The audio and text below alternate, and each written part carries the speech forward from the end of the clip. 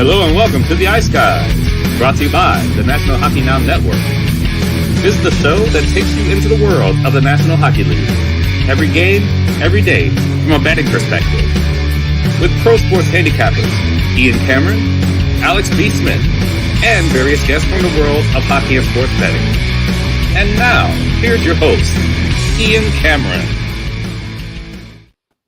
Welcome to the Ice Guys, presented by National Hockey Now, Wednesday, May 17th. It's good to be back. It's kind of strange whenever we have no show and a day off, but we had one yesterday, no NHL action. And really the action doesn't get going again until tomorrow when the conference finals begin. But we figured let's give you a show today, and we'll just do an overall broader look at the conference finals today. Just a general series preview, betting preview of both series. And look, there's a lot of people that are disappointed in north of the border here in Canada that there's no Canadian teams left standing. I'm seeing some people that are Debbie Downers, Mr. Poopy Pants out there saying, hey, there's no Canadian teams left. I don't care anymore about the Stanley Cup playoffs and who wins. Well, the way I see it is there's fresh blood. There's new blood there still standing. You've got teams that haven't won the Stanley Cup since at least 2006 in the case of Carolina. For Dallas, they haven't won since 1999. For Vegas and Florida, those franchises have never won a Stanley Cup. So the way I see it, you're getting a new fresh champion. And you've got four still very good hockey teams left in the chase for the Stanley Cup. So I'm into it. Plus, there's betting lines. Hello? There's betting lines for the conference finals and beyond still. So we're still very much excited and into the conference finals for sure. And for this conference finals betting preview show, we have Chad Naring joining us again, back-to-back Wednesdays, him on the show with us, and Kevin Beach stepping in here for a bonus episode here to help us break down the conference finals. Kevin, we'll start with you. Just overall, how excited are you for what's to come here in the Final Four? Yeah, it's been great action. Definitely unpredictable, and that's why I love the NHL playoffs. That's why it's the best playoffs in all the major leagues. I think is because just the parity, and you saw it after the first round. A lot of big teams go down there, and then headed in the second round, you can make a case for any of those 8 teams that are left, and same thing with the last 4 here. To try and pick one here, it's kind of almost just a guess. So really it's down to kind of the bounces that come down in the game and the guys that come up clutch. So should be pretty good final 2 rounds here. Absolutely. It'll be exciting to see it all transpire. Chad is right in the thick of it when it comes to one of the 4 teams still standing in the Stanley Cup playoffs, the Vegas Golden Knights. Chad's living in Las Vegas during the off season right now, although he'll be going back to Europe for the next hockey season in the fall. So he's got a front row seat essentially to the excitement that is permeating Sin City right now involving the Golden Knights. But Chad, you're excited about the conference finals, I'm sure, although he is about less than a week away from taking his travels to Italy for a vacation. So you're going to miss a little bit of this Vegas push for the playoffs here, at least from seeing it up close and personal in the right in the backyard there. But you're excited for the conference finals, I'm sure. And look, maybe not. It's certainly not the conference finals anybody thought we would see. There's so many of the teams that were picked to win the Stanley Cup either before the season or before the playoffs that have been wiped out and knocked out. Boston, Colorado, Tampa Bay, Toronto are the ones that stand out most, but Edmonton, of course. So that there are still 4 really good teams still left in the chase for the Stanley Cup, Chad. And how are you excited about the conference finals coming up? Yeah, first it's sad to see not only the Canadian teams, because I think it brings a little more excitement, a little more juice, but it's some of those top players that were in them with McDavid and Draisaitl and Matthews and those kind of guys. But that's how the game works. You got to play the games, and teams win, teams lose. But Vegas is obviously, you guys have followed it in the last few years, has been a very interesting team. No one thinks they would have made it. I mean, not far away in another desert town. Arizona's much different situation. Where here, there's a lot going on, and it's beautiful weather. If we're going by Celsius, I think it's 35 degrees today. So there's lots to do. Weather's good, but the buzz around the hockey is insane. There's the New York Statue of Liberty has a big Golden Knights jersey on it. The Caesar's Palace, the Roman guy has a Golden Knights jersey on and a hockey stick. Like, this city's pretty buzzed around the hockey scene, which is interesting because there's a lot going on here. But it's fun. It's wherever you go, there's Golden Knights, everything. So it brings a lot of excitement to the city, brings hockey awareness down here. And you got everyone playing, you got everyone into it. And yeah, it's fun. It's cool to be around that kind of atmosphere. So I'm excited. It's going to be a fun series. I know some people on Dallas, so it's going to be Dallas Vegas. I'm excited about this series. A lot of people say the old Carolina Florida could be like a sleeper. However, those teams have proven what they could do, and so that series alone is gonna bring the interest in those markets up higher and higher, which is good for hockey. Okay, so what takes your heart more? Cheering for the team you're living right now in Vegas or your buddies on Dallas? I mean, it's hard to say I got to cheer for both, but there's got to be one or the other that you're going to root for a little bit harder. What is it? The Buds on Dallas or Vegas, the home stomping grounds? I'm gonna lean towards Dallas, and for a couple of reasons. I love Vegas. I think they deserve to win one. I think it'd be cool to have that down here. They put on a pretty good show. But one of my best buddies I've played hockey with, he's best friends with Jamie Benn. So I've been able to meet and hang out with Jamie a few times, and that he's pretty cool guy. And I think the way he plays, the criticism he got on a slow year, and how he bounced back with this season, kind of took a role and is putting up the points. He deserves to win one, and I really hope he can. Yeah, and look, he had been a little bit criticized and critical. Even I was for a bit of his playoff performances a couple of years ago. But boy, he's played better the last couple for sure. This year he's been solid. Really, the whole group. To be honest, there's one really key, and we'll get into it when we break down that series. The only person we're waiting on to join the party for the Dallas Stars is Jason Robertson. You know, he has just been, whether it's snake bit, I think he's lost total confidence. You know, right now, unfortunately, a great offensive player, when they lose confidence and they are just in this kind of drought, especially at the most important time of year, it just sucks the life, the energy, and the confidence out of you. And I think he's got to try to get it back somehow, but it hasn't been easy. But it's also speaks volumes about how well Dallas has played. They've gotten this far with Jason Robertson, a 46 goal scorer during the regular season, not really doing much for them offensively. So we will break down that series in just a bit, but we will begin, because it's the first series to drop the puck, tomorrow night, Eastern Conference Final, Florida Panthers, Carolina Hurricanes. And there you see on the screen the current series price. Carolina minus 140 series favorites. Of course, they have home ice advantage here in the conference finals. Florida a plus 120 underdog. But Florida didn't have home ice in the first round against the mighty Boston Bruins and won. They didn't have home ice against the Toronto Maple Leafs in the second round, and they managed to win. So being an underdog and not having home ice advantage really hasn't mattered here to the Florida Panthers so far in getting this far. It's been a great run. We'll start with Florida. Really terrific play from them. And to be honest, there's a lot of reasons for it. Their forechecking has been really good. You know, I think that part of their game has improved significantly from the start of the season. It's why Paul Maurice was brought to Florida. They wanted to transfer away from a up and down rush chance type of team to become more of a hard cycle forecheck team. And they have really done a good job of, grasping that type of system and playing well in it down the stretch and here in the playoffs as well. So Paul Maurice deserves a lot of credit. This is the third conference finals for Paul Maurice as a head coach. He went there in 2000, actually the fourth, I should say, twice with Carolina, 2002, 2009, and a great storyline. And I posted the image of it on, actually, you know what? I'll try to put it up on the screen here. It's Paul Maurice, head coach of the Carolina Hurricanes in one of those years. It was either 2002, which was his first tenure with Carolina. Remember, he got fired. And then Peter Laviolette was there. And that's when they won the Stanley Cup, 2006. And then Laviolette got canned, and they brought Paul Maurice back late in the 2000s as the head coach of the Carolina Hurricanes. So he actually had two different stints as head coach of the Carolina Hurricanes, Paul Maurice, earlier in his career.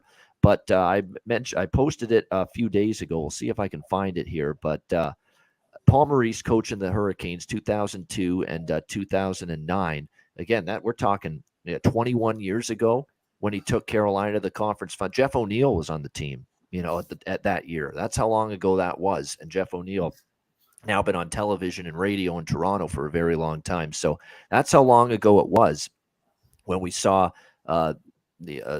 Carolina and Paul Maurice coach them in 2002. Here it is now. We'll bring the image up here on the screen. So this is pretty cool. And it tells you how fucking old we're all getting, including me, who's going to be 40 in 4 years. So this is kind of shocking to see this. But here it is. We'll put it up on the screen right now for anyone watching on YouTube. And for those of you on the podcast, there it is. I'll just see if I can align this a little bit more. But here we go. This is an image here of Paul Maurice. Here we go. Paul Maurice coaching Carolina 2002. It was either 2002 or 2009. And look who one of his players was. None other than captain of the Carolina Hurricanes at the time, Rod Brind'Amour. So there you go. Coaching Rod Brind'Amour, 2002, 2009. And now those two guys will go head-to-head as head coaches of their respective teams here in the Eastern Conference Finals. I mean, that's pretty cool right there. And so that was a long time ago. And certainly Rod Brind'Amour, we knew that back then, when he was captain of this Carolina Hurricanes team, that he would be great coach material, great leader, tremendous leader. Nobody has said anything other than this guy knows how to lead a group of men, knows how to lead a dressing room. And he certainly did that. And great attributes, obviously, to be a head coach. And not only did he become a head coach, he's become a damn good one, Rod Brind'Amour. So that is a fascinating storyline here when you look at this matchup. No question about that. And I think when you look at the ins and outs of this, there's another storyline, even, not hockey related at all, for this series too. Not one, not two, but three brothers are playing in the same series. It's pretty crazy, right? You've got obviously Eric Staal and Mark Staal playing for the Florida Panthers against Jordan Staal, who is now the captain of the Carolina Hurricanes. So craziness right there that we've got three Staal brothers playing here in the Eastern Conference Finals. So pretty amazing that we've just got those storylines in and of itself ready-made here for the conference finals. Now, as far as the hockey goes, which is what we're here for, you look at the way this series is, and what I'm amazed about with Florida is they won the first round against Boston with, Alex Lyon, remember, started that series, if you remember. He got pulled, and then Sergei Bobrovsky, who we had no clue how he was going to play. He hadn't played very much. He wasn't a big part of the run that Florida went on to get into the playoffs. He ends up taking over the net in that Boston series, and really he played actually at times not so great in the Boston series, but they scored a lot of goals as well. And then later in that series, especially 6 and 7, he ended up playing a lot better. Sergei Bobrovsky played very well in those last couple games, especially Game 7, and it ended up being one of those games where he got better. And then in the Toronto series, Bobrovsky was lights out. He was definitely back to Vezina goalie Bob, in that Toronto series. And I think he was kind of like that in Game 7 against Boston as well. So he has played extremely well in net. What I like about the Panthers is they're a hard, heavy, punish you type of team. They will go through you, to get a loose puck, to make a play, which is what you need to do. That's the effort. That's the commitment you need at this stage of the NHL season to win in the playoffs. I think their blue line, which was a big concern for me coming into the playoffs, has played a lot better as well. When you look at it, I think the beautiful thing for Florida is that Aaron Ekblad really started to step his game up to another level late in the Toronto series. Of course, he scored a big goal in the clinching Game 5. He played a lot better. Montour's been an absolute stud all playoffs long, and all season long he's been remarkable. Mark Staal has played remarkably effective. I thought, a guy that's best days are behind him, but Paul Maurice has gotten incredible mileage out of Mark Staal this playoff run. Forsling's been solid, and then you've got Josh Mahura and Radko Gudas, who have become a really effective third pair for the Panthers. Up front, they've got balance on all four lines without question with what they've gotten from them here in the playoffs so far. So there's definitely a lot to like here regarding this Florida Panthers team and the way they are playing going into the playoffs for Hagee, Barkov, Duclair, Cousins, Bennett, and Tkachuk has become a very effective line. Kuhlman, Luostarinen, as I like to call him, with Lundell and Reinhart. And now Ryan Lomberg, there's whispers he's probably back in this series on that fourth line with Eric Stahl and Colin White. Probably will take Zach Dalpe's spot more than likely. So, that's definitely a Florida team that got balance in their four lines. It's great to see. They are going to be a tough out, and they're playing with extreme confidence going into this series. On the Carolina side, you've got a Hurricanes team that went through the Islanders, got through New Jersey. I don't know if their road to get here has been nearly as impressive as Florida, because Boston and Toronto, I think, if you put those two teams together cumulatively, I think better teams cumulatively than the Islanders and the Devils, if you ask me. Devils are a really good team, but I think the Islanders weren't, a team that I was overly worried about if I'm Carolina in that first round.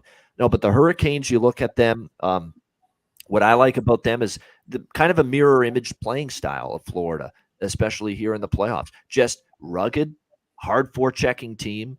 They've suddenly, without Pacioretty and Svechnikov, and at least for the first two rounds without Teuvo Teravainen, although it looks like he's going to be ready to return here for the Eastern Conference Finals, they've been able to survive. My biggest question mark with them is who's going to score on the third and the fourth line? Who's going to give them that depth of scoring? When Aho doesn't score, when Seth Jarvis doesn't score.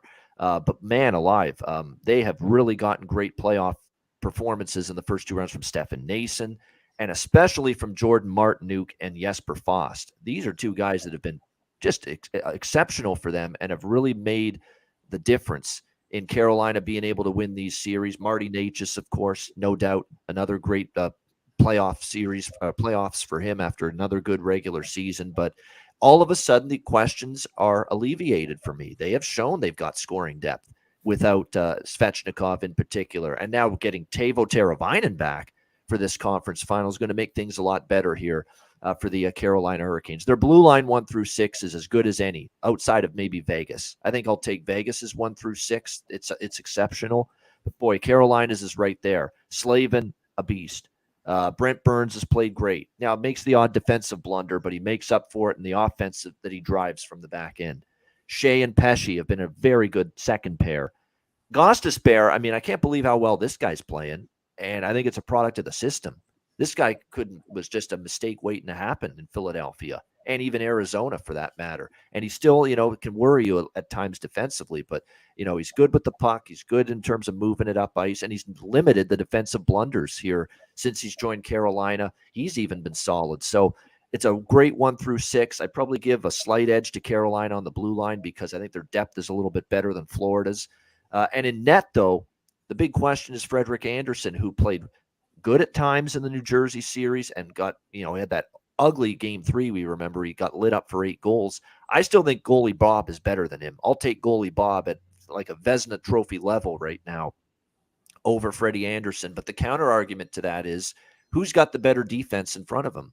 Who gives up? Who makes life easier on their goaltender? Carolina does that, in my opinion, compared to Florida. So that's interesting where I think Florida's got the better goalie, but who's going to face the tougher shots in this series? Probably Bobrovsky, just because Carolina does such a great job limiting shots on goal and limiting high danger chances. So it's a really great series.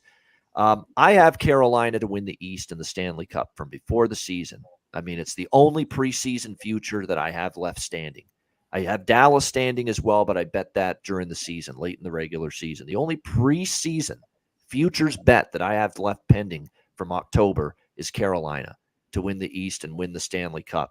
So for that reason, because this is another series where I can make a case for Florida, I can make a case for Carolina. Really it is. So I'd be really challenged to make a series bet here if I didn't have this position. But because I have this position where I've got the Canes futures to win the conference and the cup, I'm going to take Florida here, plus 120 for the series price. It makes sense. I'm not Mr. Hedge. Like I say, I usually say hedging is for gardeners. But at the end of the day, this is this is a good amount of chunk of change I'm going to get if Carolina wins the East and the Cup. So, this series worries me enough for Carolina that I feel like I should put something in my pocket for Florida plus 120 as far as the series price goes. And because they've overcome a great Boston team and a very good Toronto team, why not against Carolina as well for this Panthers team? I'd probably lean Florida as well at the plus price, even if I didn't have the Carolina futures pending. Here's the concern I have for Florida. Then we'll give the floor here and the mic to Kevin and Chad. Here's my concern. Okay, they've been rolling. They've been playing with great momentum, and now they've been cooling their heels for a week. That really concerns me about a team that just got red hot at the right time, playing every other day, no breaks. And remember, because they played 7 against Boston, there was really not much of a break before the Toronto series started. So they went right from the Bruins series to the Leaf series in this rhythm with this momentum of playing every other day. And now all of a sudden they're sitting there for a week before this series begins. I mean, they wrapped up with Toronto last Friday night in Toronto, and now basically almost a full week later, they're going to start game 1. Does that disrupt the momentum? Does that disrupt the rhythm that Florida's got going for them right now going into this series? So we'll get into game 1 tomorrow, but you're kind of seeing where I'm leaning with game 1 based on what I just said, even though I think Florida's live in this series. But because of my position, I'm on Florida for the series plus 120. We'll get into some of the props in just a moment. But first, Kevin, what do you think here of the series in general? Eastern Conference Finals, Florida Panthers, Carolina Hurricanes. Yeah, it's going to be interesting. You got 3 teams left that just kind of cruise and were consistent all season. So Dallas, Vegas, and Carolina there. And then you got one team who's just riding an absolute wave here of momentum, who just squeaked into the playoffs on the last couple of days. Then taking one of the best teams ever in NHL history. So my heart wants to kind of see Florida keep riding this momentum, this wave. Also, what Chad mentioned, like I got a couple buddies on Florida. Mark Stoll, I played with the Sudbury for 4 years. And then a couple local guys, Zach Delpy from Paris, Ontario, then Brandon Montour from Brantford, Ontario. So you may not see much of Zach in this series, unfortunately. I think he's going to be the one coming out for Lomberg, but he's played well. He's really made some nice contributions to Florida, your buddy Zach Delpy. Yeah, had a huge goal, I think, in game 6 in the third period against Boston. They're one of those. I mean, there was 8 goals after that one in the third period, but it was one of the big ones that I think tied the game there. So it's been fun watching him back consistently in the lineup there, especially in a really important role down the stretch here. For me, I think it's just after the first round, it's been too tight for me as far as picking teams. At the start of the series, once I saw a couple of trends early on of some teams taking over, like Carolina and Dallas, I felt pretty comfortable jumping on them. But right now I agree it can be. I see you're just playing the price. Because really, I just think this is a 50-50 pick'em series. There's a lot of props though that I like the first round. So the first round has some good props, some head-to-head stuff, and goals or points. So that's kind of what I'm zeroing in here. Do you want me to jump in those now or kind of wait? Yeah, we'll do props in the next bit. Just because I'm going to hold off on mine too, but there's a bunch that I just want to mention some figures here because you talk about kind of strength on strength here, and especially in games 1 and 2, which are in Carolina. I want to point these out because it's been Carolina. We know at home has been phenomenal, right? Just continue to be an absolutely terrific home team in the playoffs. It was last year. It was like this. This year so far, it's been like it as well for the Carolina Hurricanes here in the playoffs. 5-1. They are at home here in the playoffs this year.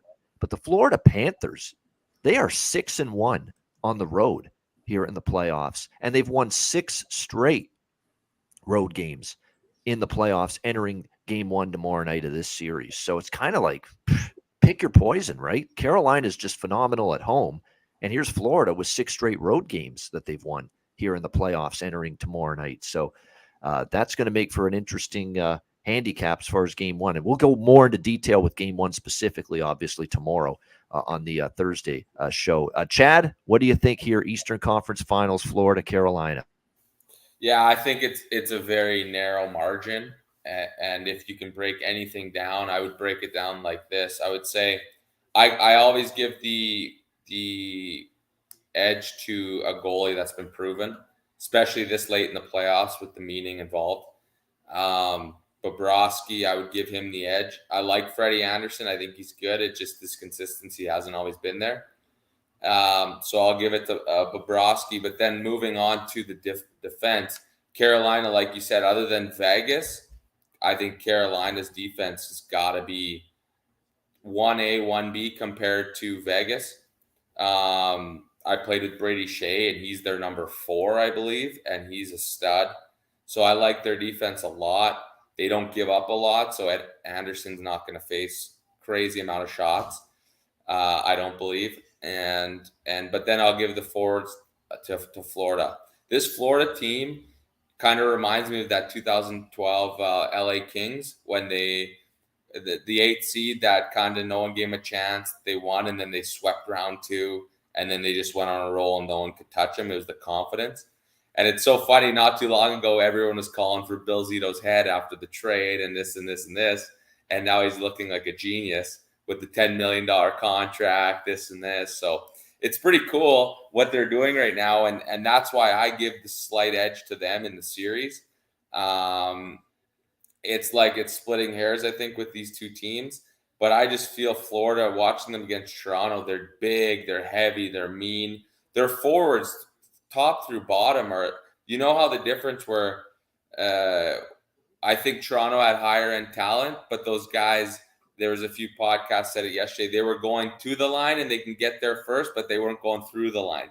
Where Florida guys are a little more, they want it. So they're getting to that line and going through the line, pushing. They want to win. And you can see that from them. And obviously, Brendan Moore will have Carolina doing the same thing. But I just think Florida, with the forwards and the goalie, they're going to just have that slight edge. I'm a little scared about Carolina's defense, but I still think Florida, they can log some minutes on the point with heavy bodies in Ekblad and Gudas. So I would give them the edge in Florida, but that's going to be an intense, fast series. Yeah, it's both of these series have fascinating elements. You know what I like about both series? They're going to give you a little bit of everything. These teams have skill and speed.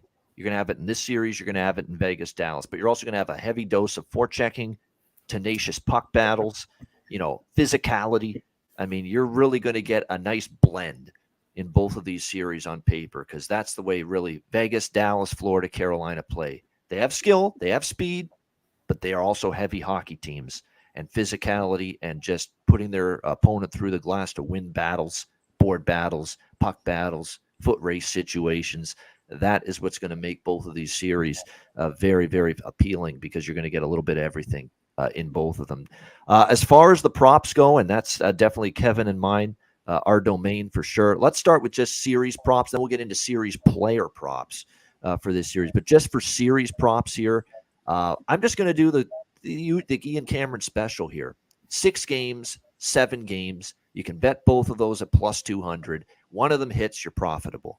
Because I feel this way about Vegas, Dallas too. I don't think it's going to be a short series. I think both teams are good enough to push this one toward the latter stages, 6 games or 7 games. And again, if just one of those happens, you're profitable. So I'm on the 6 games and 7 games props here for Florida and Carolina, both at plus 200 at DraftKings.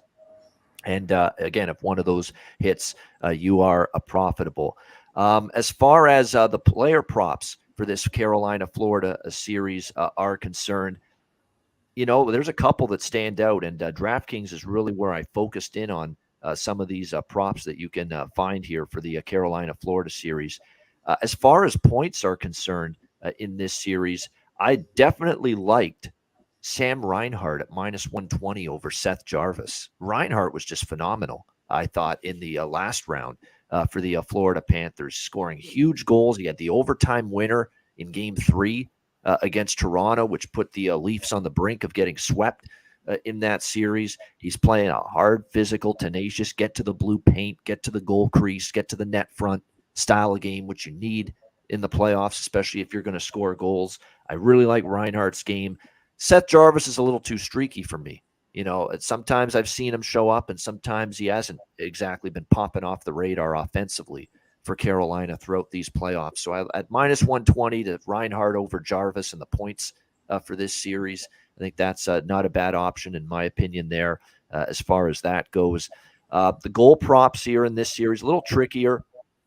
I took a shot with Natchez over Barkov, head-to-head goals, minus 120 over Barkov, just because Natchez has found the back of the net against the Islanders and the Devils, and Barkov doesn't give two shits about scoring. His team's winning. He's happy with that. Not that it bothers him that he's not really lighting the lamp offensively here in the playoffs, but I think for him it's about the entirety of his game. Yeah, the puck's not going in for him right now, but he's collecting a few assists. He's good on the face-off circle. He's excellent defensively. Did an amazing job shutting down Austin Matthews, I thought, in the second round against Toronto. That was the primary matchup for Barkov, defensively, and he did a phenomenal job. So I think if you're Barkov, look, the puck's really not been going in for you here in the Stanley Cup playoffs so far. The scary part is, what if it starts going in for him here?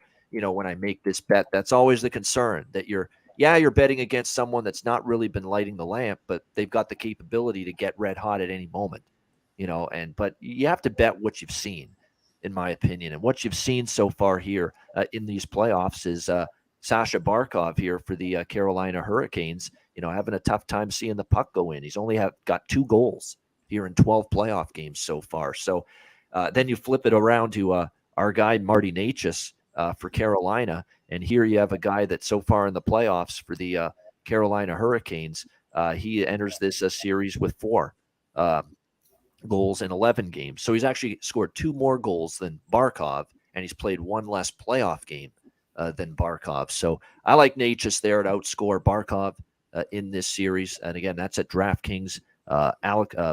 Marty Natchez minus 120, more goals over Alexander Barkov. I think of all the goal props, those are the ones that stand out to me. Tkachuk versus Aho is interesting. That's available at DraftKings too. More goals in the series, Tkachuk or Aho. Because Tkachuk was just on fire in the Boston series. Didn't score a goal in the Toronto series. So which Matthew Tkachuk is it going to be? I think Aho, when you look at his production here in the Stanley Cup playoffs so far for Carolina, Aho has 5 goals in 11 playoff games for the Hurricanes, tied for the team lead in goals with Jesper Fast. So I'd probably lean a little bit to Aho in that battle. Tkachuk with 5 goals as well in 12 games, but again, all 5 of those came in the Boston series. So don't love that one nearly as much, but I do lean to Aho in that department. And then for another prop look that you can get for both series, including this one, is overall goal scorer leader, and point scorer leader, which are props that I usually like to look at here as well in both series. So, most goals, most points. I'll tell you what, in the most points department, I had to sprinkle on Martinook at 30-1. Crazy, but, and is he going to keep this going is the concern. But at 30-1, I'll take a shot, with Jordan Martinook, who's been, and even Fost, you could put him in that. Like, these 2 guys for the Hurricanes have been all world for them. And they've totally, ripped away my concerns about no Pacioretty and no Svechnikov, and for the first 2 rounds, no Teravainen, because they've gotten these guys to step up. So at those big money shots there, Martinook 30-1 for most points, Jesper Fast 50-1 for most points. Hell, Jesper Fast, who's tied for the Hurricanes team lead in goals at 25-1 for most goals in the series, isn't crazy, in my opinion, based on the price you're getting there with that. And then up the board, I'm taking a look at a couple that would Verhaeghe at plus 650, like out of Tkachuk, Aho, and Verhaeghe. I really do think Verhaeghe at plus 650 is probably a little bit more value bang for your buck considering the price you're getting. But I'll go down the board a little bit and throw out Sam Reinhart's name again. 17-1 at DraftKings for most goals in this series. I think that's not a bad option as well, because he's going to be the guy that scores the kind of goals you need to score to win this series. He goes to the blue paint. He has 6 goals in 12 playoff games for the Florida Panthers so far. Montour has 6. A lot of those came in the Boston series, but if you're interested, you are talking about still a guy that's tied for the team lead in goals here in the playoffs.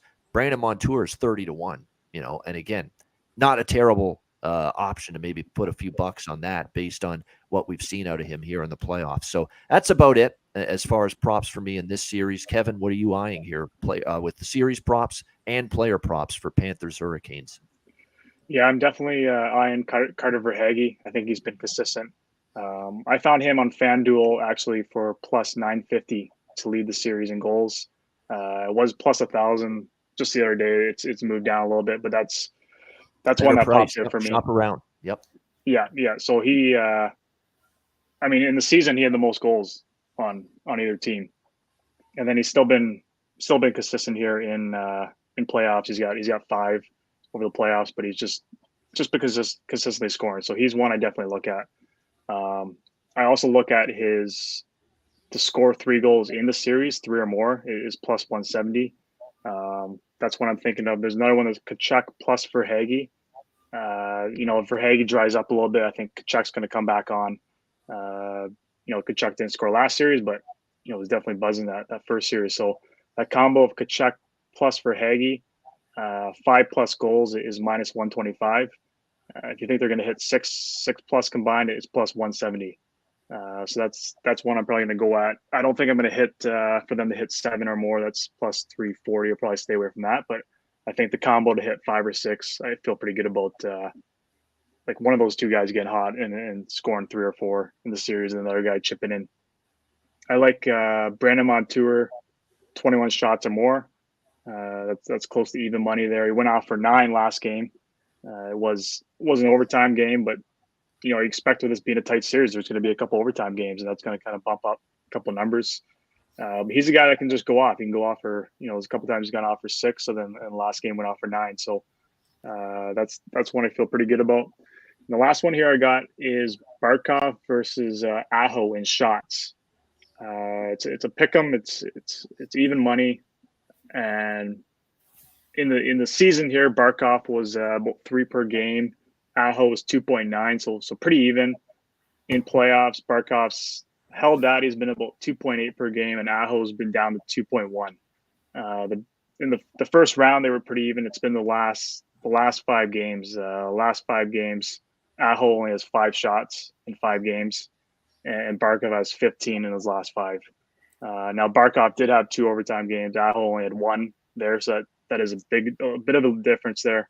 But right now, Barkov's been the one shooting the puck lately, and Aho's kind of dried up. So just based off on recent history here, they've been pretty even through the season. But based on recent history, I'm probably going to jump on Barkov there for most shots in the series, and those are my props in this one here.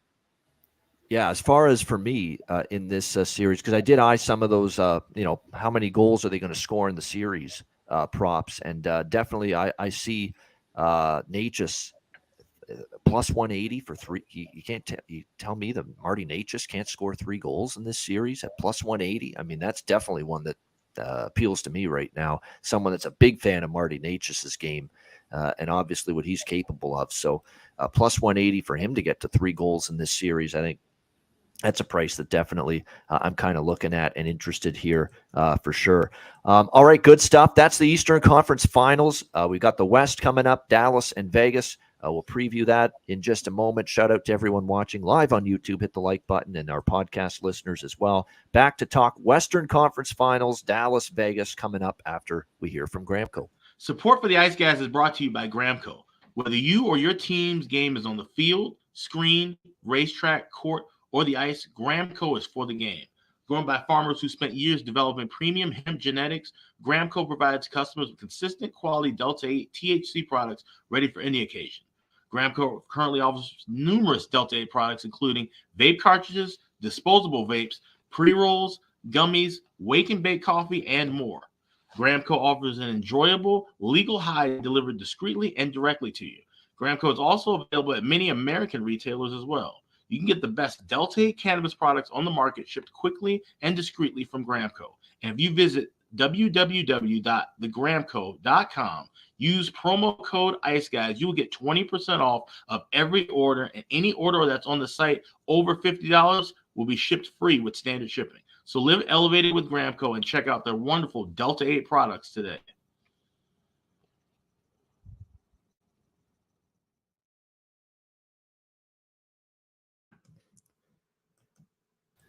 All right, Western Conference Finals, This starts on Friday night. ESPN, by the way, will have this series with Sean McDonough, Ray Ferraro, and Emily Kaplan. Of course, the East Final will be TNT in the States with Kenny Albert, Eddie Olczyk, and surprisingly, Keith Jones, who will finish the season with TNT. He'll do the conference finals and Stanley Cup final, even though he's been hired by the Philadelphia Flyers as president of hockey operations. So he will do his final goodbye, his last 2 series with TNT.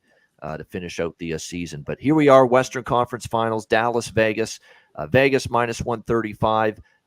Series home favorites here in this one. Chad, are you going to any of the games before you head to Italy, any of these first 2? Possibly. They're Friday night and Sunday at noon here, which is noon a very local. interesting start time. Yeah. Yeah, possibly. I'm not sure yet. Usually I find out the day before or the day of. I have a lot of friends that just hold tickets. So then sometimes I just get a random call saying you want to show up. Yeah, it's not exactly like they have to twist your arm. It's a Vegas Golden Knights. It's an NHL game. It's an NHL playoff game. And the atmosphere, as we always see in the T-Mobile Arena, is excellent, and I'm sure it will be here. Let's start with Dallas, okay? Because Dallas, obviously, it was not an easy series for them against Seattle. Credit to the Kraken, who just pushed them right to 7 games. Gave them a hell of a series, took it distance. Dallas ended up getting the Game 7 win, and they survive a very game effort from the Kraken. I think what is impressive about Dallas is they've definitely got more offensive difference makers and game breakers than last year or any of the last couple of years we've seen in the playoffs. I've been very impressed with what we've seen from the Dallas Stars. I've been extremely impressed. The 2 forwards, I would say 3 forwards in particular, I've been most impressed with. Joe Pavelski, it goes without saying. What he did in that Seattle series was absolutely sick, and it just goes to show you again how much of a playoff performer this guy is. I mean, he had the 4 goals in Game 1 of the series against Seattle. He had a grand total of 8 goals in the series in its entirety. He is a clutch playoff performer. He is once again showing that again this year. And the fact is he's 38 years old and he's still able to play at this kind of level and elevate at playoff time. Roope Hintz is becoming a star and borderline superstar. No joke. That is how skilled this guy is. Incredible speed, just incredibly good without the puck too. Like he just pickpocketed Jamie Oleksiak, in the neutral zone for that first goal in Game 7, and then just with that blazing speed and roof job over Philip Grubauer, who was standing on his head for much of that game. Roope Hintz has arrived, folks. This is a legit offensive dynamo in the league as far as I'm concerned. 37 goals, 38 assists, 75 points just during the regular season alone. And man, here in the playoffs, he continues to play extremely well. In the last 4 games of that Seattle series, red hot is the way you would describe Roope Hintz. 4 goals and 6 points for him, in the last 4 games of that series. So Roope Hintz, outstanding. And the other forward that's impressed me among the most is Wyatt Johnston, just because this kid's only a rookie. He's just barely 20 years old, and he is playing great in the playoffs. When sometimes those young kids, they don't transfer over to the playoffs nearly as much, their ability to play at a pretty high level. Wyatt Johnston's done that. What a roof job shot he had in this, beat out the icing, first of all, and then just roofed it from an impossible angle past Grubauer for what ended up being the game-winning goal in Game 7. The kid's playing outstanding hockey, and that's not even mentioning Marchment, who's had a nice playoff. Domi has been a nice pickup for the Dallas Stars.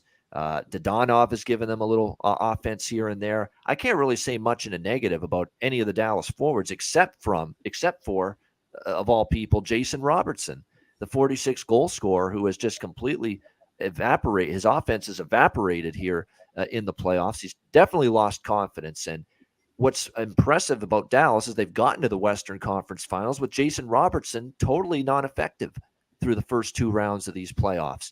And when you see Robertson play right now, you can tell he's feeling it. He's wearing it big time, that he is struggling to find the back of the net. He's scuffing his shots. He's missing the net. He's trying to be too fine. And sometimes he's even fanning on shots, I'm noticing. So it's in his head.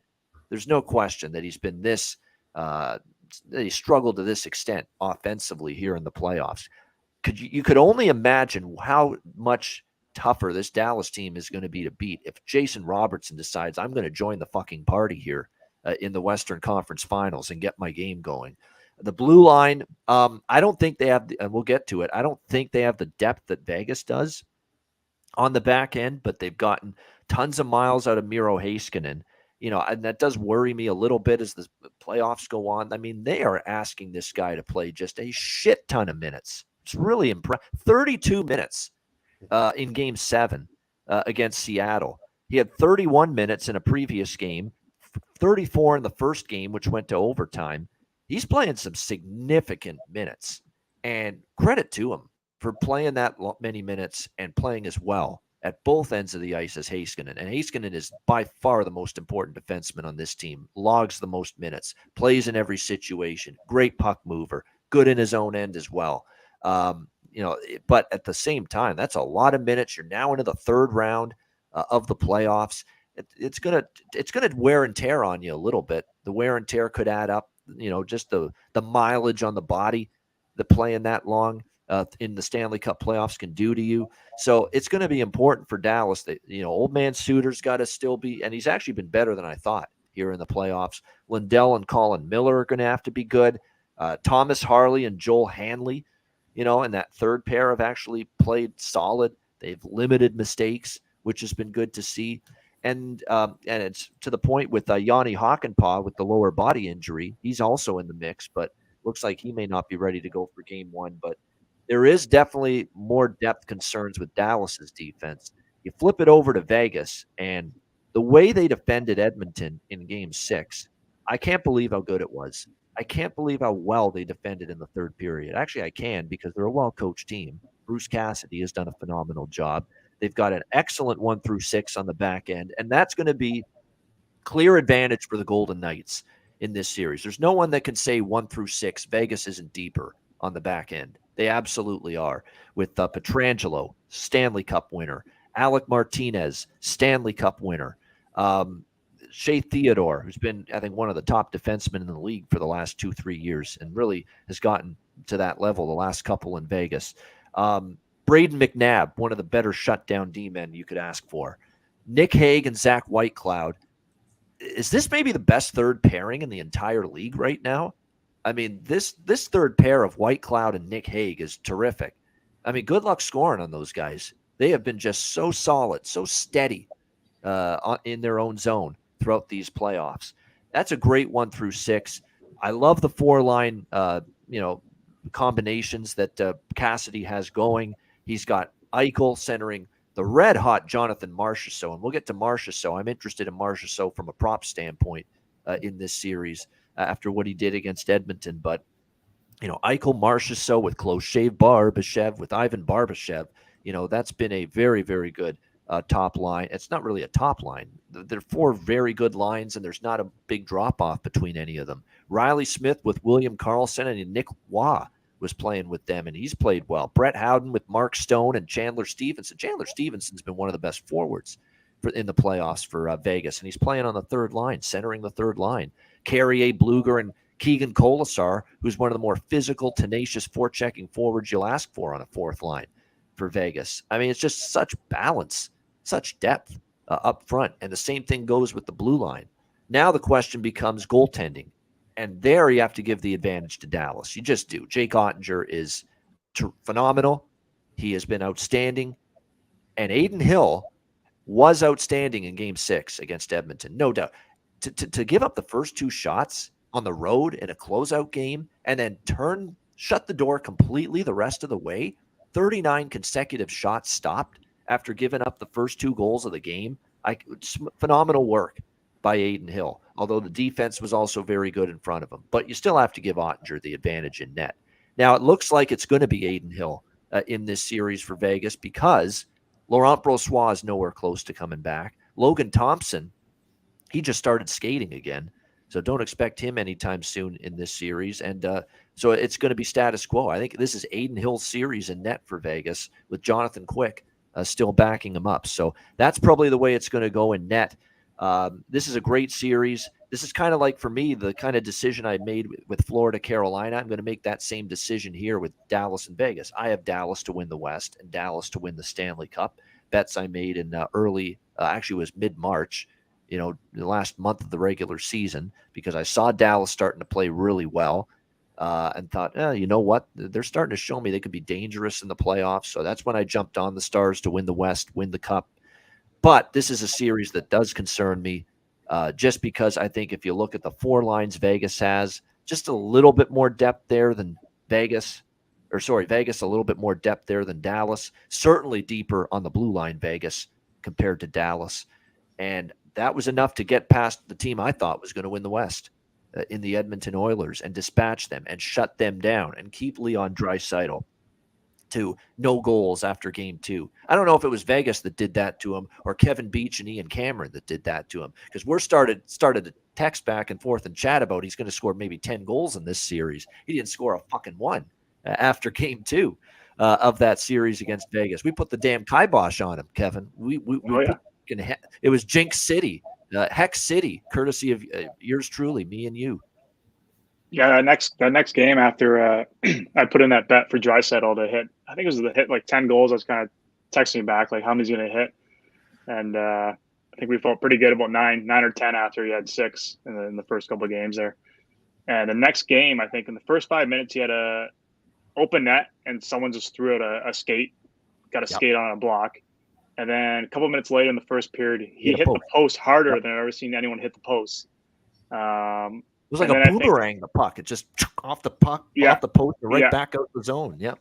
And then the next game, I think he missed, with the goalie pulled, he missed an empty net on the backhand there. So just, we put a hard jinx on him there. So we did. Sorry, Leon. Sorry. Sorry.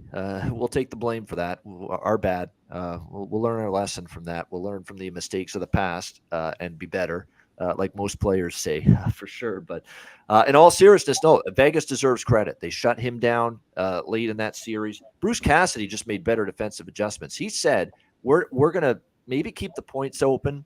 We're going to totally collapse in front of the goalie, help out Aiden Hill, and you aren't getting a second chance. You aren't getting a third chance. You're not getting a loose puck in front of our goalie. You're not getting those rebounds. You're not even going to get close to getting them. And that's exactly why Vegas won that series late. They shut down Hyman especially. Hyman, early in the series had some success, but they kept him, and he's one of those dogged and determined players. He's going to get there, find those loose pucks. Vegas didn't allow it.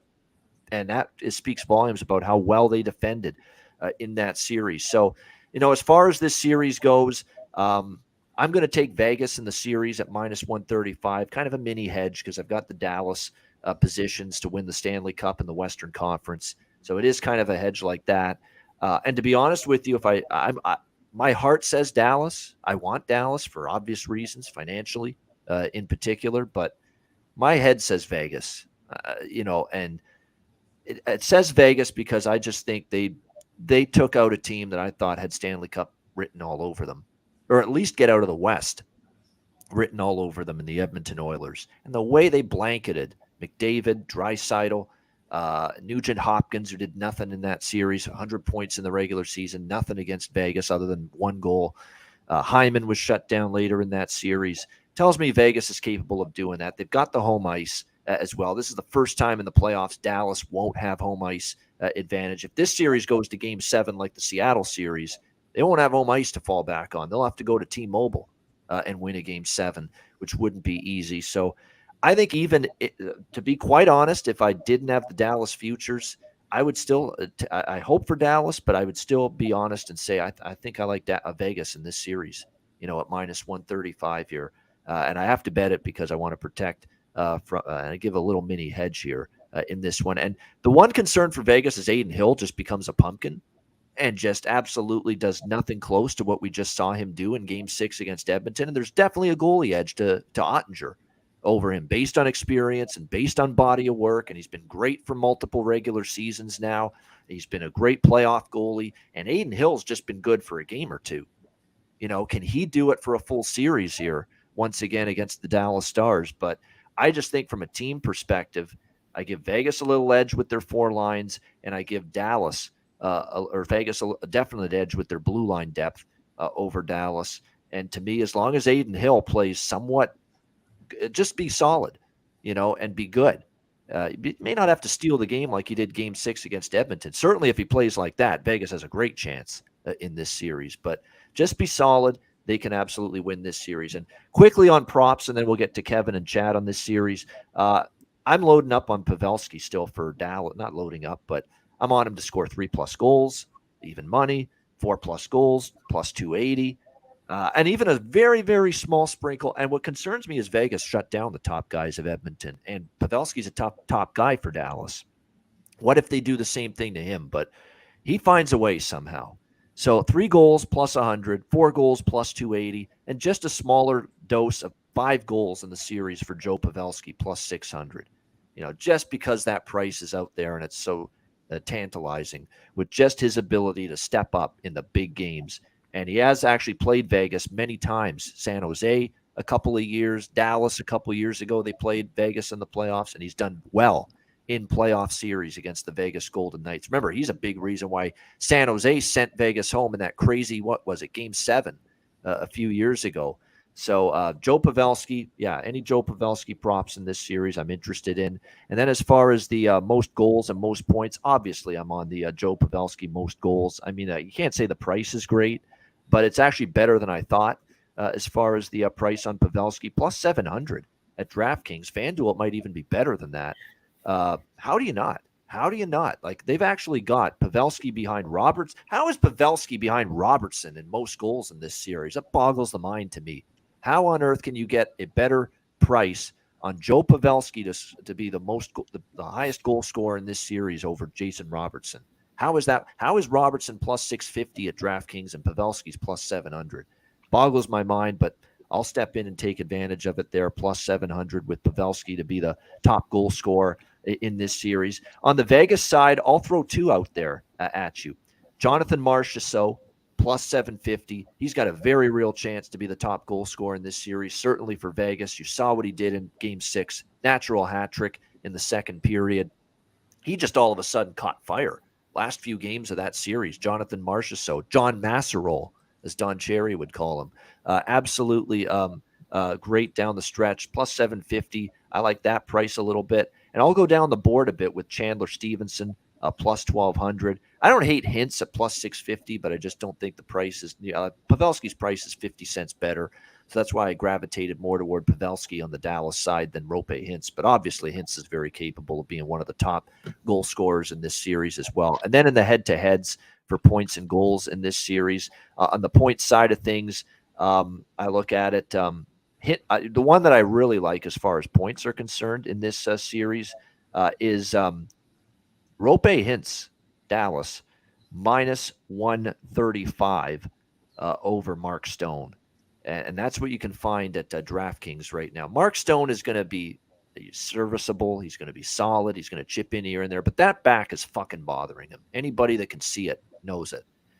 Every time they show him on the bench, he's wincing in pain. You can see him. He's kind of struggling a little bit. There's no doubt he's playing through that wonky back of his. And to me, I think his offensive contributions might be stunted because of that a little bit. Plus, he's going head-to-head in his prop here on DraftKings with Roope Hintz, who's just absolutely on fire right now. What do you have, 6 points in the last 4 games of that series against Seattle? So to only lay $135 with Roope Hintz to have more points in this series over Mark Stone, I'm happy to do it. Kevin, what do you think here? Props and just the series in general, Western Conference Finals. Yeah, the series in general, I think another pretty even one. I do give Vegas the edge. Just I think Dallas has had a couple series go a little bit longer, so they played a couple extra games. The amount of mileage they put on Heiskanen here is a bit concerning. So just you wonder about the wear down factor, and then just the way they shut down, the way Vegas shut down Edmonton was pretty impressive. Like you mentioned, can Adin Hill hold that up, continue that on? But it was definitely something where you say, oh, okay, they just shut down the best offense in the league. So these guys on Dallas here, you got a couple really hot guys on Dallas, Roope Hintz and Pavelski here. But it was really impressive what Vegas did. So this is a price I'm not going to play, even though I like Vegas better. I think it's just too close. For me, I really like a lot of prop stuff here. I'll start with one. I got Pavelski versus Stone in goals. Stone's got 5 so far. Pavelski obviously has the 8-8 in one series. This is one you do have to pay for. It's minus 150 to get Pavelski versus Mark Stone. But like you said, Stone's back. I don't think is all there right now. So I think I actually forgot Pavelski's to mention that one, Kevin. I am on that one too. I just okay. totally, I've got it written down. I've got it on the screen in front of me. I just missed speaking of it. Hints over Stone. I'm fading Stone basically. So Stone better not have a very good series, or else I'm going to be in the poorhouse here because I'm taking Hints over Stone in points, and I am on that same one. Pavelski minus 150 over Stone in goals in this series as well. So yeah, I agree. Yep, on that one. Next one I'm on for head-to-head in goals is Chandler Stevenson versus Tyler Seguin. Okay, this is a pick'em, so it's even money here. They're both like on 3-line teams, with 3 good lines, but I think with Stephenson being on that top power play, I'm going to give him the edge there. But I think that one's pretty close. One I really like here is Ropey Hintz versus Jack Eichel. Again, pretty close to even money. They a little bit better for Ropey Hintz as far as what you're getting back. He's got 9 in 13. Jack Eichel's got 6 and 11. But in the season, like Ropey Hintz has been the premier goal scorer. He's got 37, where Eichel only had 27 in the season. A pretty well even amount of games here. So to get the head-to-head there when Ropey Hintz had the better season and he's been the hotter guy, and you get a little bit better price, I'm going to take him over Jack Eichel. I think that's inflated a little bit with Jack Eichel's name, and Ropey Hintz not really being recognized yet of how good he is and what a superstar he's becoming. The other couple I'm going with, I'm going to stay on these guys that are hot. Ropey Hintz to score 3+ in the series is minus 105. I like him to get 3. And then to lead the series in goals, I found Hintz at plus 650 and Pavelski at plus 700. I found the DraftKings prices were 50 cents better than FanDuel there.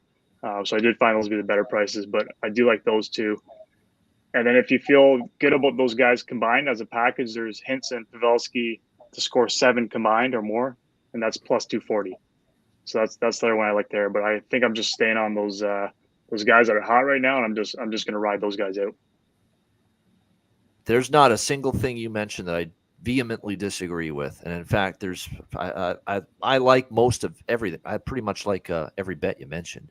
A couple of them, even you mentioned, you've brought them to my attention that I either missed when I looked at the prop board at first, or because I'll tell you what, Hintz over Eichel and the goal prop, that you mentioned, that does make sense. I mean, minus 110, he's actually a slight underdog, in that head-to-head goal prop. It's 9-6 in the Stanley Cup playoffs right now in favor of Hintz over Eichel. It's 9-6, and in the season it's 37-27. So, I mean, he's been the better guy over. It's not just a short sample size here. It's been the full year. He's been the better goal scorer. The only little bit of hesitation I have is that Eichel really got good. He's having a nice playoffs, and he played a great series. He had a bunch of great chances that even though he only had, I think it was 3 goals in the Edmonton series, you're seeing this guy fire 5 shots on goal every night, and he hit a couple of posts, I think, as well. So he's playing great, but I still agree with you there. If you're playing that prop, you got to look at Ropey Hintz there, I think, in my opinion, based on the season stats, the playoff stats so far. And certainly the way it's been going, and the price, of course. He's a slight underdog. I think it should be the other way around. Eichel should be the slight underdog based on it. But again, he's not, because he's Jack Eichel, right? A bit of a bigger superstar name, maybe inflating it a bit. Chad, of course, the game's in Vegas, right in your backyard. How do you see this series playing out, Dallas, Vegas? I like a narrow margin as well on Dallas. Obviously 4 teams left, so everyone's going to be good or doing something good to get them there. But the main reason I'm going to give them that edge is in goal. Ottinger, arguably top 3 goaltender in the league this year, I believe. I think just watching him play, how solid he is, a lot of comparisons to Carey Price, and he's still young, and I think he's arrived to the big moment as well. So I'm going to lean to him. Aiden Hill has played well, but going into the series as the guy now, he's a coin flip to me. He could be really good. but also he's going to have some big tests here. And with Dallas compared to Edmonton, their goal is to shut down McDavid, Draisaitl. I wouldn't say they shut him down in stat wise, but in McDavid, Draisaitl way, they shut him down. They slowed him enough to win. I believe Hyman was injured. I believe Kane was injured. They didn't look themselves. Nugent Hopkins I just feel in the playoffs these smaller skilled guys that don't bring that edge. I just feel like they slowly slow down in the playoffs when the big Florida Panther guys are coming through with Kachuk and Reinhart, these kind of guys. So I think that's kind of why Edmonton was able to be shut down. They have no depth. I know they make a lot of pickups to say we're helping our depth, but it's still not there.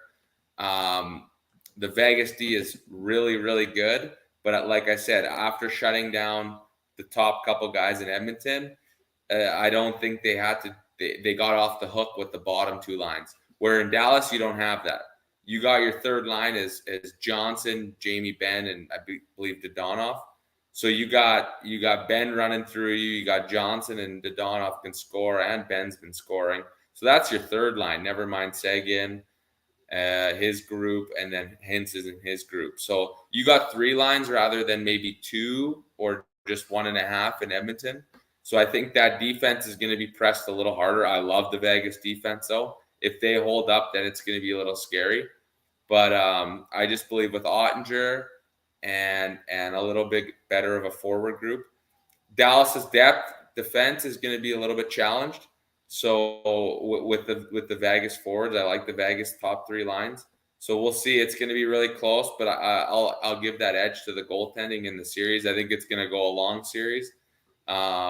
Vegas starting off at home is a big help. But then you also got Pete DeBoer back in town, which is the guy who's coached the team and knows a little bit about the players. So these guys are masterminds, and that's why they get paid a lot of money to do it. So like I said, that narrow edge I'm going to give to Dallas, but I think it's going to be a really fun series to watch. There you go. Like in Dallas. And if you like Dallas, plus 115 is the series price right here on the Dallas Stars here in the Western Conference Finals. I forgot to mention this earlier. I'm also on the 6 and 7 games props in this series. I'd be stunned if this doesn't go 6 at least. It's going to be one of those hard-fought, back and forth type of series. We saw 6 games with Edmonton. Actually, in the last round, Vegas Edmonton went 6. Seattle Dallas went 7. And don't forget, Dallas Minnesota in the first round went 6. The only series that either of these teams have had in the playoffs that did not go 6 games was Vegas in the first round against Winnipeg. Well, there's a big difference, Winnipeg to obviously Edmonton and Dallas. So the way I see it is this is going to go 6 minimum. So again, you find the series total games props that are available, and you can put a little bit on 6 games and a little bit on 7 games, both at plus 200. And again, if one of those bets hits, you're going to be profitable. So that's the way I'm approaching it, just like Carolina, Florida, 6 games, 7 games plus 200. I think it's going to be a 6-gamer at the very least here with the Stars and the Golden Knights, and looking forward to this series, certainly. The one thing about Dallas, and Chad mentioned the third line is definitely going to be more of a pain in the neck for Vegas than Edmonton's third line was when you're talking about Ben and Dodonov and Johnston, the sensational rookie. But that fourth line doesn't give you much for Dallas. Kiviranta, Faksa, and Luke Glendening. Although that's more of a defensive line, checking line, if you will. I get that, but they really didn't do much offensively in these playoffs. Whereas you look at Vegas on the fourth line, you can get a little offensive punch from, Carrier. Bluger even scored a goal in this series. Kolasar, and obviously their third line, Howden, Stevenson, and Stone's outstanding. I think a little bit of an edge to the fourth line of Vegas, but again, you're splitting hairs. I think it's just a close battle there with the forward group. Slight edge Vegas for me on there, but the bigger edge is the blue line for Vegas over Dallas. But you got to give Ottinger the edge over Hill. And if Hill is anything less than decent in this series, let's say he's mediocre, he's below average, and let's say he's bad, that's going to be trouble for Vegas. because Ottinger in the other end is not going to give you many soft goals. So it's imperative that they play well in front of Hill, and that when Hill does face good high danger chances, or not so much high danger chances, but when he faces the routine chance, he doesn't let a softie in. Because he didn't do it very much against Edmonton. That's why he had a good series. He's got to maintain that level of play here in the conference finals. Great stuff. Incredible breakdowns of these two conference finals. Definitely looking forward to seeing them play out. Everyone watching on YouTube, hit the like button, and shout out to everyone listening to the podcast version as well. Make sure you check out patreon.com/Ice Guys, just $10 a month. Goalie charts, totals charts, power ratings, our daily Ice Guys show betting card, lots of bonus content as well. We have interviews with Brandon DeFazio, Colton Tubert posted on the site right now that we just did recently. We got many more on the way. So check out patreon.com/Ice Guys. Sign up and subscribe for that, just $10 a month. And check out the Ice Guys store, iceguys.myspreadshop.com. Weather warming up, summer almost here. Get yourself some great merchandise, iceguys.myspreadshop.com. We will be back to wrap up the show with best bets for the conference finals right after we hear from Manscaped. Support for the Ice Guys is brought to you by Manscaped, who is the best in men's below-the-waist grooming. Their products are precision-engineered tools for your family jewels. Manscaped's Performance Package, the ultimate men's hygiene bundle. Join over 7 million men worldwide who trust Manscaped with this exclusive offer for you, 20% off and free worldwide shipping with the promo code ICEGUYS. That's promo code ICEGUYS at manscaped.com. If my math is correct, it's about 14 million balls that you can preserve. The Performance Package 4.0 is the complete accessory package to take care of everything that is required. You've got, of course, the Lawnmower 4.0. Takes care of your facial hair and among other things. You've got, of course, the Weed Whacker. I'm approaching 40. Nose hair has become a major issue. It pisses the hell out of me. I need to take care of that shit, and the Weed Whacker can help you do that. Both of these products, waterproof and a 4000K LED spotlight for a more precise shave. And you'll also be able to take care of those delicate areas with the ball toner, with the ball deodorant, keep you smelling good, looking good, and feeling good down in the nether regions. This complete Performance Package 4.0 will take care of everything for you, for all you guys out there, and it's courtesy of our good friends at manscaped.com. So get 20% off and free shipping with the promo code ICEGUYS at manscaped.com. That's 20% off with free shipping at manscaped.com. And use promo code ICEGUYS. Unlock your confidence and always use the right tools for the job with Manscaped.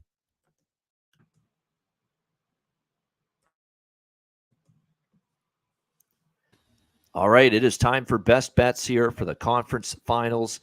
It can series price bets, series props, player series props, can be anything you like.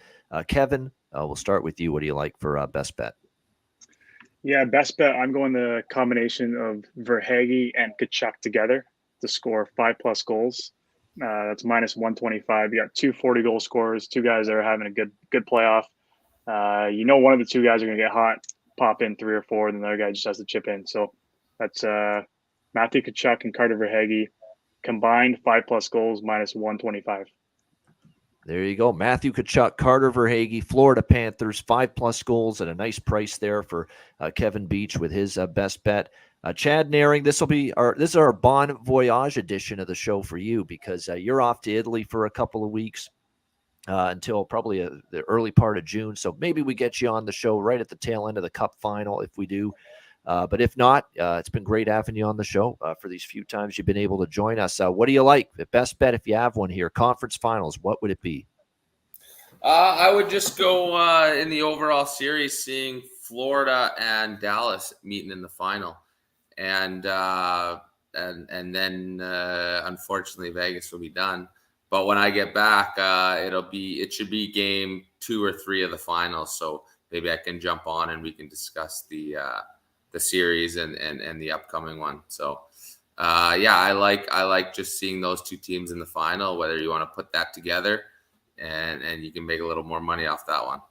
There you go. So there you go. The series prices for Florida and at plus 120, and Dallas at plus 115. The 2 dogs. Take the There 2 you go. dogs.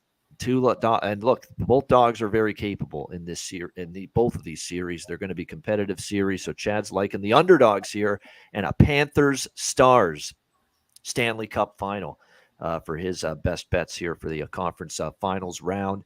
Best bets for me for this round. You know what? I'm going to go with the bet that you have to lay a price here on it. And I'm on it here. Kevin Beach is on it. He mentioned he liked this prop as well. Makes a lot of sense to me. You got to lay a price, but I think it's it's chalk worth laying, in my opinion. Let's go with Joe Pavelski minus 150 over Mark Stone for most goals in the Vegas-Dallas series. Stone's got the wonky back, okay? He's clearly not 100%. We've seen his offensive production diminish in this playoffs because of it. And then he's going up against Joe Pavelski, who all he did in the second round was score 8 goals against the Seattle Kraken. So it's chalk worth laying. It's a price worth laying. Joe Pavelski minus 150 over Mark Stone. Most goals in the Western Conference Finals between Dallas and Vegas. That's going to be my best bet here for the conference finals. All right, that'll wrap it up. Great show. Thanks to Kevin Beach, Chad Naring for joining us. Hit the like button on the way out. A reminder, the Ice Guys is live 7 days a week, Monday to Friday, 2 p.m. Eastern. That's actually 6 days a week now, Monday to Friday, 2 p.m. Eastern, Saturdays at noon Eastern. If you can't watch the show live, download the Ice Guys podcast in audio form on all major podcast platforms, Google Podcasts, Apple Podcasts, Spotify, Stitcher, iHeartRadio, Amazon Music, and more. Download the Ice Guys podcast when you can't watch the show live. For Kevin Beach and Chad Naring, I'm Ian Cameron. Have a great Wednesday night, and we will be back tomorrow on Thursday, and we'll get you ready for Game 1 of the Eastern Conference Finals with Carolina and Florida tomorrow on the Thursday edition of the Ice Guys, presented by National Hockey Now.